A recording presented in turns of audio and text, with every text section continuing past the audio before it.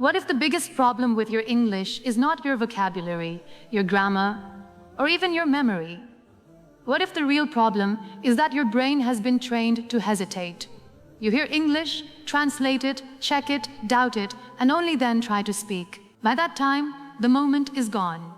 Today, we are going to interrupt that pattern, not with a miracle and not with a false promise that 30 minutes will make you perfect, but with a powerful reset that teaches your mind to process English more directly, respond more quickly, and speak with far less fear.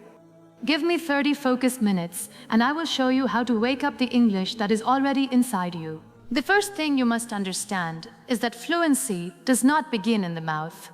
It begins in the way your brain handles a message. When someone speaks to you in English, your mind may follow a long and exhausting road. First, you hear the sentence. Then you try to translate it into your first language. Then you prepare an answer in your first language. After that, you translate the answer back into English. Finally, you check the grammar. This entire process may happen in only a few seconds, but those seconds feel like pressure. They make you believe that you are slow, when in reality, your brain is simply using an inefficient route. Imagine trying to reach the room next door by walking around the entire building. You would arrive tired and late, not because you are weak, but because you took the longest path. Translation can be useful when you are beginning, but if you depend on it forever, it becomes that long path. The goal of this reset is to create a shorter road between meaning and English. For the first few minutes, do not force yourself to speak. Sit quietly and bring your attention into the present moment. Take a slow breath and look at what is around you. Name simple things in English: chair, window, phone, light, hand, table. Then move from names to simple statements.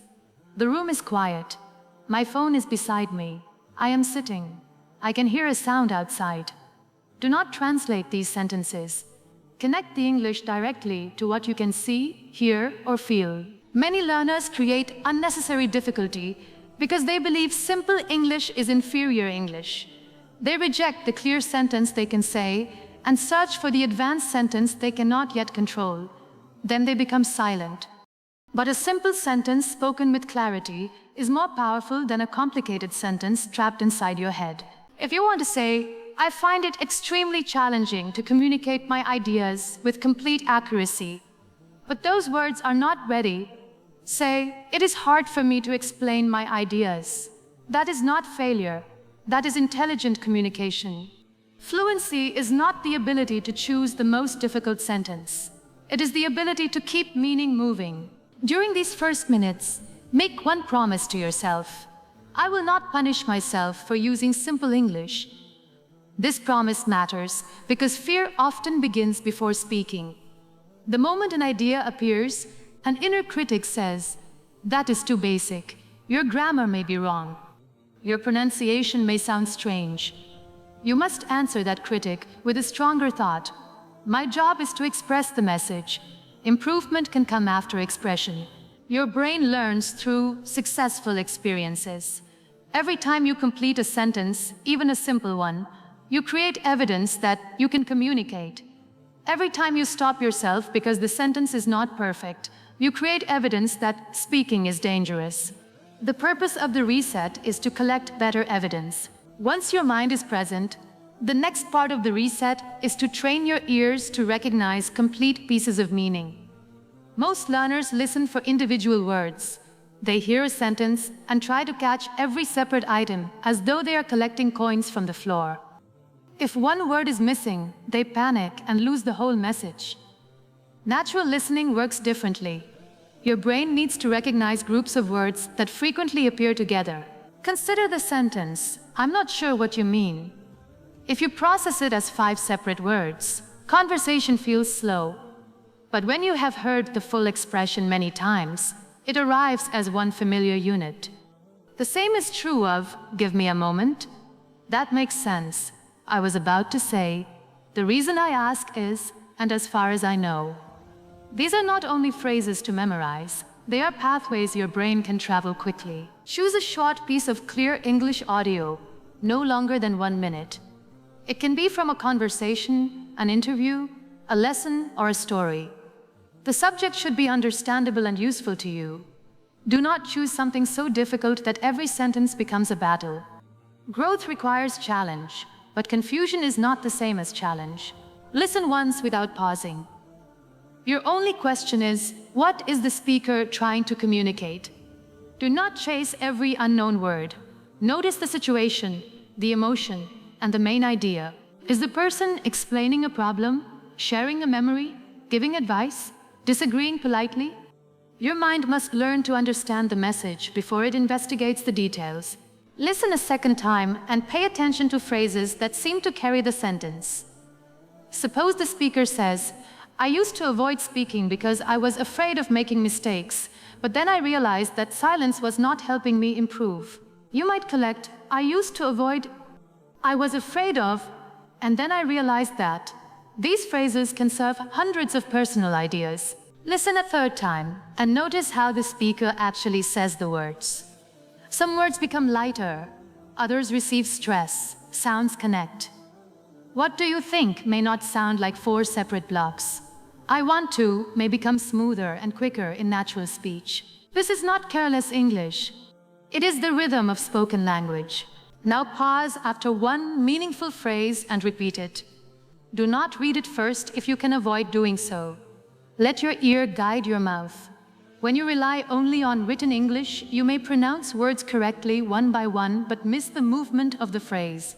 Listening first allows sound to lead. Repeat the phrase 3 times.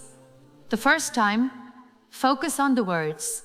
The second time, copy the rhythm. The third time, copy the intention. If the speaker sounds surprised, let your voice carry surprise. If the speaker is thoughtful, allow a thoughtful pause.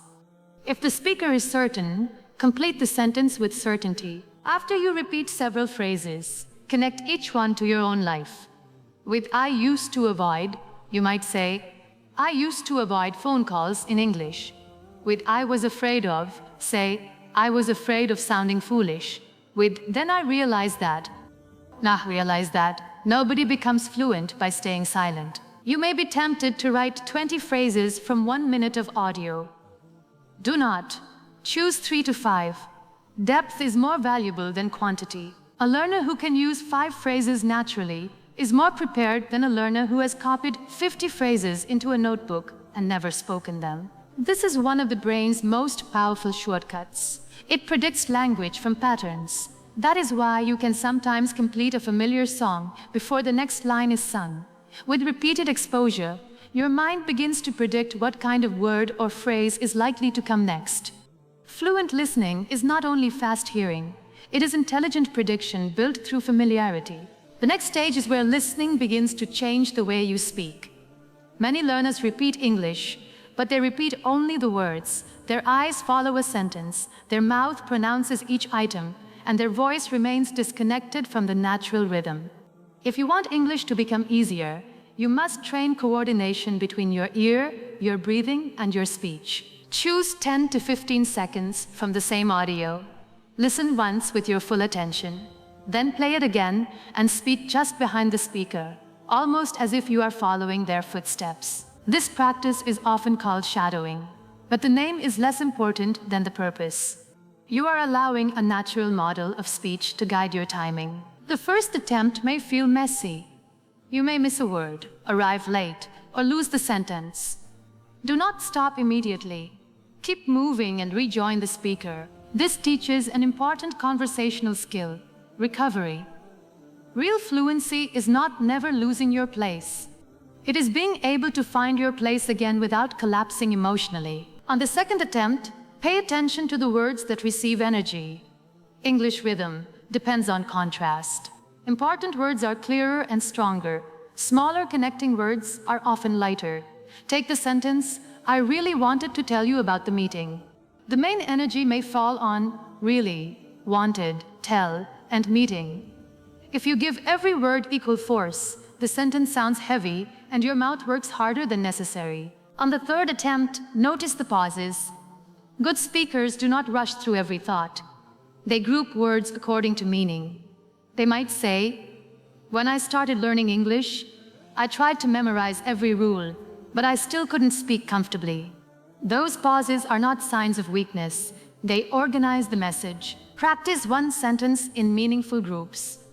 Do not stare at the entire sentence as one long mountain. Speak the first group, pause, and continue. For example, the more I listened, the more familiar English became, and the less I needed to translate. Each group carries one part of the idea. On the fourth attempt, copy the rise and fall of the voice. A question may rise. A firm statement may settle. A contrast may place extra energy on one word. Intonation helps your listener feel the structure before they analyze the grammar. It can show curiosity, doubt, excitement, disappointment, kindness, or confidence. You are not trying to erase your accent. Your accent carries your history. The goal is not to pretend that you were born somewhere else. The goal is to become clear, expressive, and easy to follow. There is a difference between copying someone's identity and learning from effective speech patterns. Keep your identity, improve your delivery. Now record yourself saying the same 10 or 15 seconds without the original speaker. Listen back once. Do not ask, do I sound exactly like this person? Ask better questions. Are my important words clear? Are my pauses natural? Does my voice carry the meaning? Do I finish the sentence with enough energy? Choose only one thing to improve. Perhaps you speak too fast. Perhaps you pronounce every small word too strongly. Perhaps your voice becomes quiet at the end. Work on that single feature and record again. Focused correction is more powerful than general disappointment. After several repetitions, change one part of the sentence while keeping its rhythm. Suppose the original line is, I never thought I could speak with confidence. You can say, I never thought I could understand so much. Then, I never thought I could enjoy practicing. Then, I never thought I could answer without translating. This step matters because you are no longer only copying. You are learning the shape of a sentence and using it to carry new meaning. The pattern becomes flexible. Your brain recognizes a route and learns to drive different ideas along it. Now comes the part that many learners avoid. Removing the support and speaking from memory. Listening can make English feel familiar, but familiarity is not yet fluency.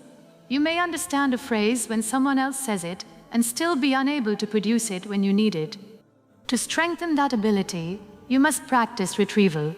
Turn off the audio and put away the transcript. Take a breath and explain the main idea in your own words. Do not try to reproduce every sentence. That would turn the exercise into a memory test. Your task is to communicate what you understood. Begin with one clear sentence. The speaker was talking about. Then add the central message. The main point was. After that, include one detail. The speaker explained that. Finally, add your reaction. I think this is important because these simple frames give your thoughts direction without controlling every word. When you forget a word, do not immediately look it up. Stay with the idea and describe the missing word. Suppose you want to say confident but cannot remember it. You might say, I mean the feeling that you can do something without being too afraid. Perhaps the sentence is longer, but you have kept communication alive. This ability to explain around a missing word is one of the strongest signs of practical fluency.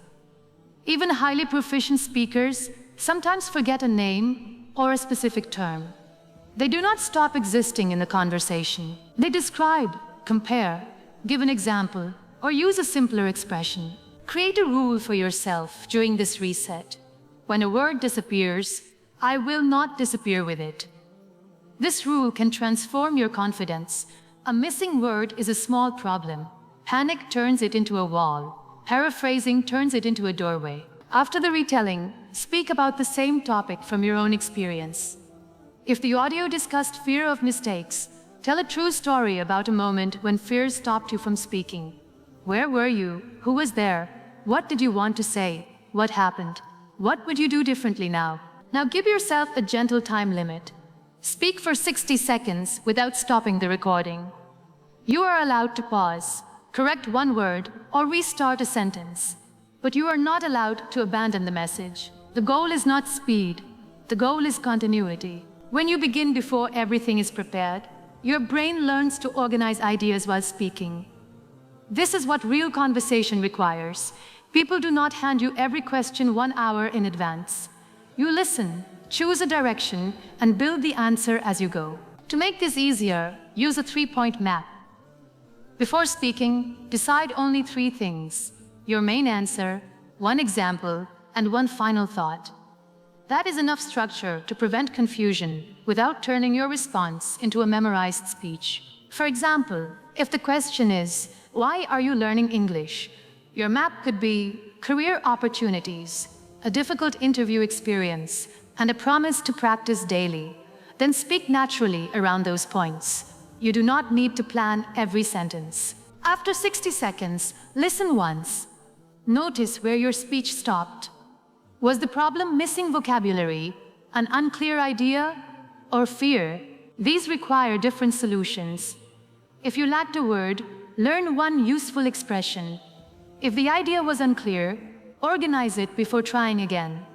If fear caused the silence, repeat the task with easier language. This stage of the reset may feel uncomfortable because you can no longer hide behind the speaker, the transcript, or the lesson.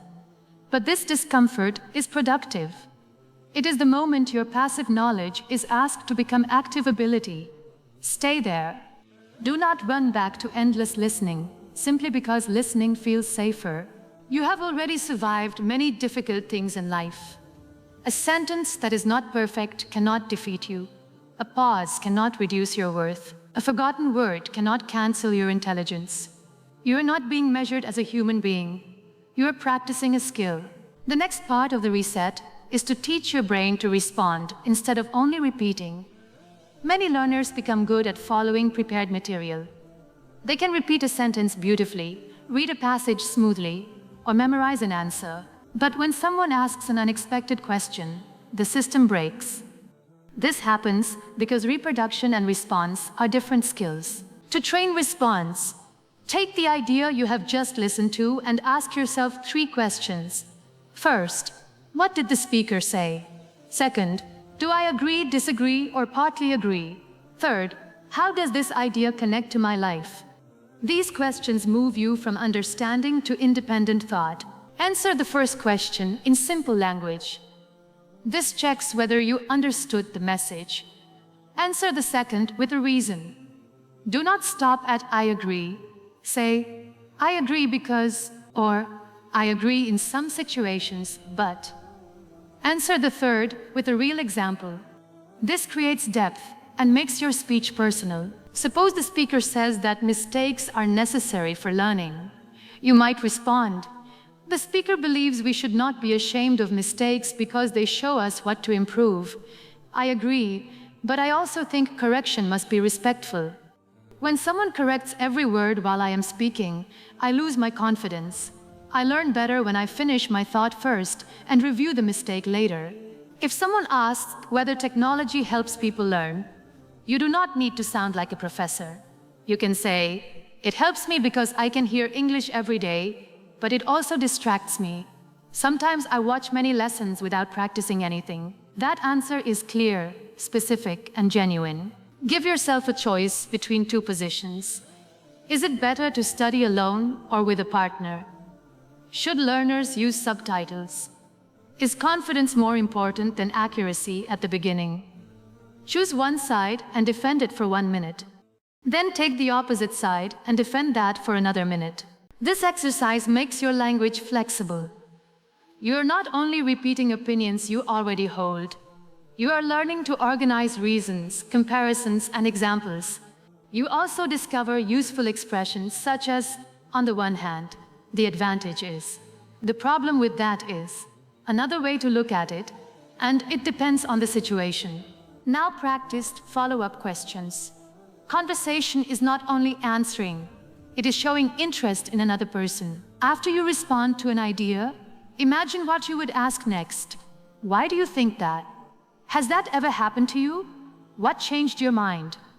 Could you give me an example? Follow-up questions remove some pressure because you do not have to carry the entire conversation alone. They also give you more listening input and time to prepare your next response. A strong conversationalist is not always the person who speaks the most. Often, it is the person who listens well and asks the question that opens the conversation. Practice short reaction phrases too. Real conversations contain many small responses. Really? That makes sense. I know what you mean. That must have been difficult. I hadn't thought of that. These phrases show that you are emotionally present. Without them, even grammatically correct speech can feel distant. This is where language learning becomes human. You are not training to win a grammar competition. You are learning to connect. Connection requires attention, empathy, and courage. Your English does not need to be flawless for someone to feel understood by you. When you make a mistake during this practice, ask whether it damaged the meaning. If the listener would still understand, keep going. Mark it for later if necessary. If the mistake changes the meaning completely, correct it simply. Sorry, then continue. This teaches you to repair communication without turning every error into a crisis. There is another secret that determines whether your English appears when you need it. The emotional state in which you practice. You may know a sentence comfortably at home and lose it in front of another person. The knowledge has not vanished. Stress has changed your access to it. When you feel judged, the mind becomes protective. Your attention moves away from the message and towards danger. What if I make a mistake? What if they laugh? What if I cannot answer? Part of your mental energy is now watching you speak instead of helping you speak. This is why forcing yourself to be confident rarely works. You need a practical way to reduce the threat. Begin by changing the meaning of nervousness. A faster heartbeat does not mean I am incapable. It means my body knows this moment matters. Take one slow breath before answering. Feel your feet against the floor. Look at the person or imagine one friendly listener. Then begin with a phrase that gives you a stable entrance. That is an interesting question. Let me think for a moment. In my experience, a prepared entrance is not a memorized answer. It is a doorway. Once you are inside the sentence, the next thought often becomes easier. Many people do not lack ideas. They struggle with the first 3 seconds. Give those seconds structure. Now practice speaking with deliberate imperfection. Choose a simple topic and speak for 90 seconds without stopping to correct small mistakes. This may feel uncomfortable because you have trained yourself to interrupt every sentence. But constant self-correction breaks rhythm and teaches the brain that mistakes are emergencies. After the recording, choose only 2 sentences to improve. Say each one correctly 3 times, then speak about the topic again.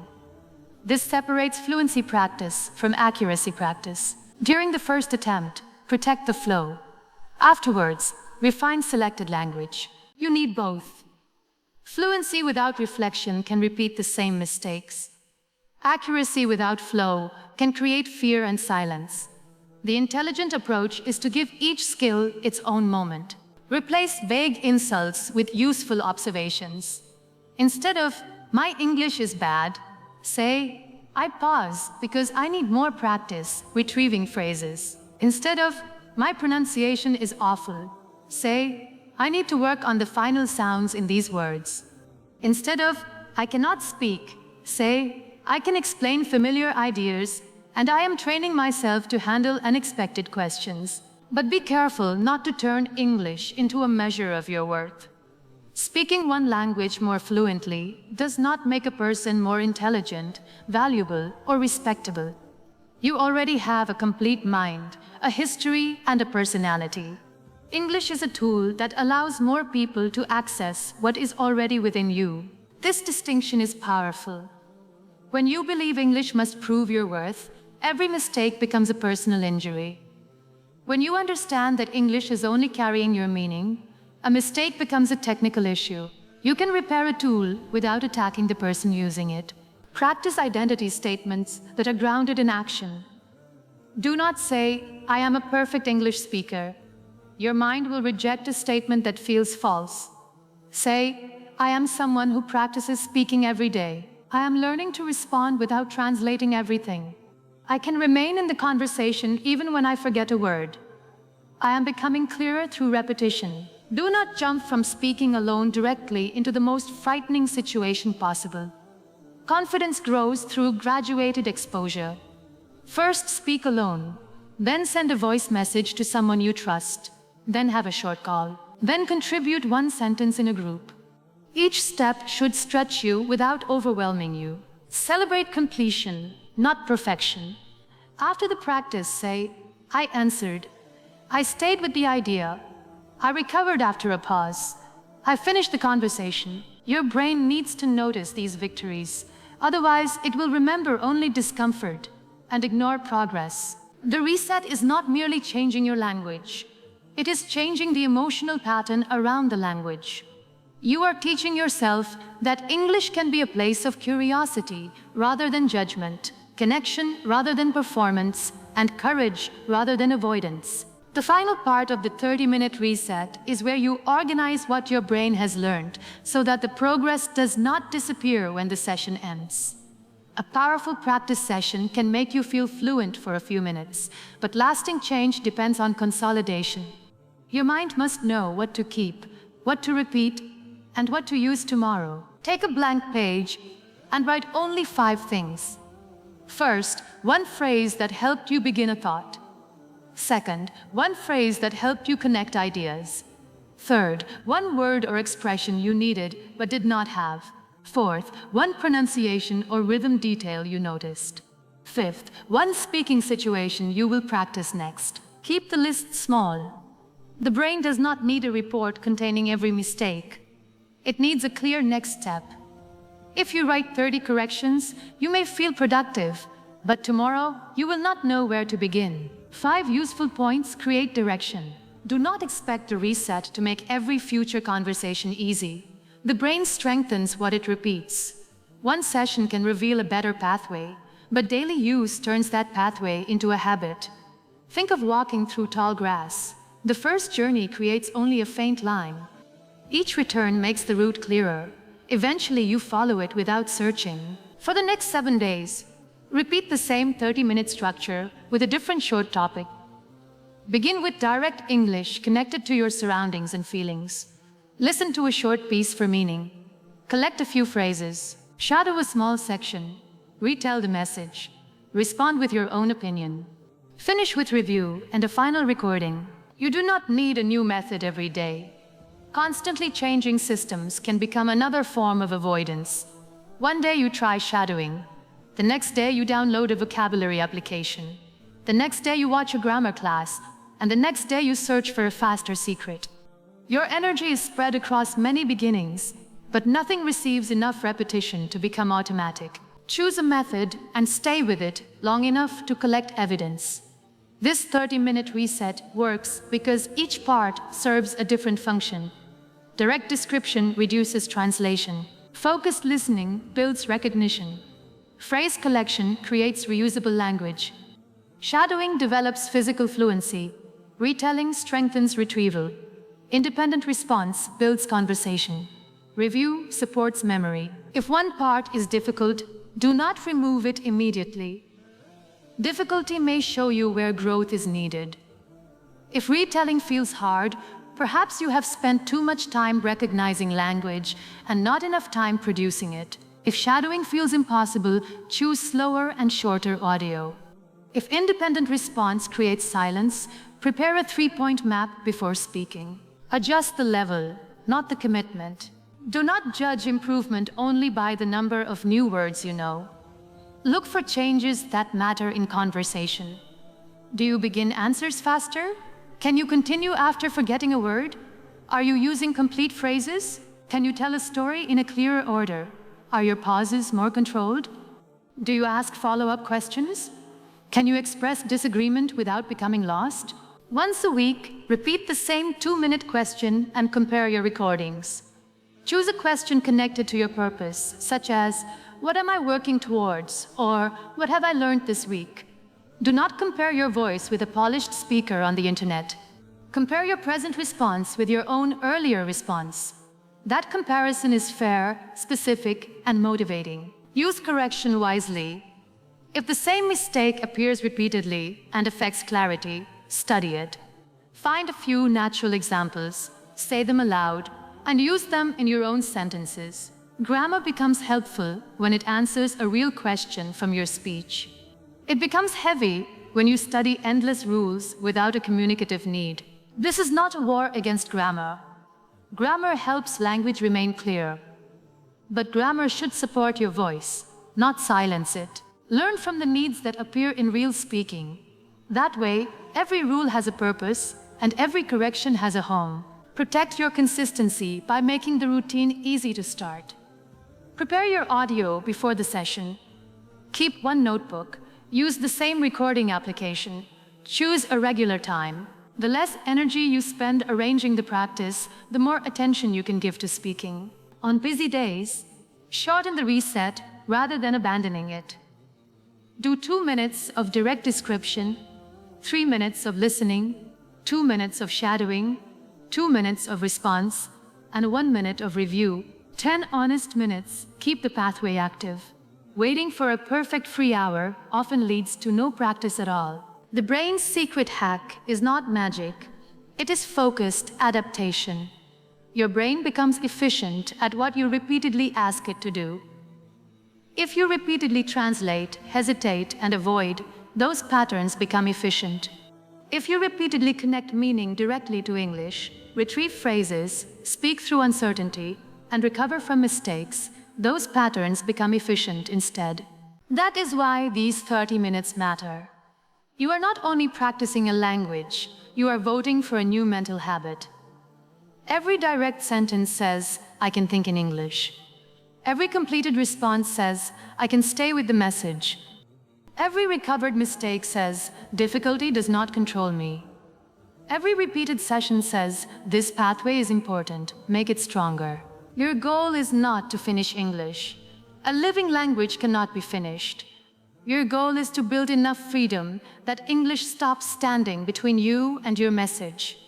You will continue learning words, refining grammar, and improving pronunciation, but you will no longer believe that you must complete all of that before you are allowed to speak. You are allowed to speak now, with today's vocabulary, with today's accent, with pauses, corrections, and imperfect sentences. Use what you have, observe what you need, and return tomorrow stronger. 30 minutes cannot replace months of practice, but 30 focused minutes can change the direction of your practice. They can show your mind a shorter road. They can turn passive knowledge into active speech. They can replace helplessness with a clear system. Most importantly, they can prove that fluency is not something that suddenly falls upon you. It is something you build through small acts of attention and courage. So begin your reset now. Describe the present. Listen for complete meaning. Collect a few useful phrases. Follow the rhythm. Retell without support. Respond with your own truth. Review what matters. Then carry one piece of English into the rest of your day. Do not ask whether you sounded perfect. Ask whether you were more present, more direct, and more willing to continue. That is where natural speaking begins. You do not need another year of silence before your voice deserves to be heard. You do not need to know every rule before sharing one honest idea. Give your brain a clear path and give your voice repeated chances to use it. Listen with attention, speak with courage, and let mistakes become instructions rather than judgments. 30 minutes will not make you a different person, but they can remind you that the ability to grow has always been yours. Begin today, return tomorrow, and one sentence at a time, let English become not a wall in front of you, but a bridge carrying your thoughts into the world. Namaste.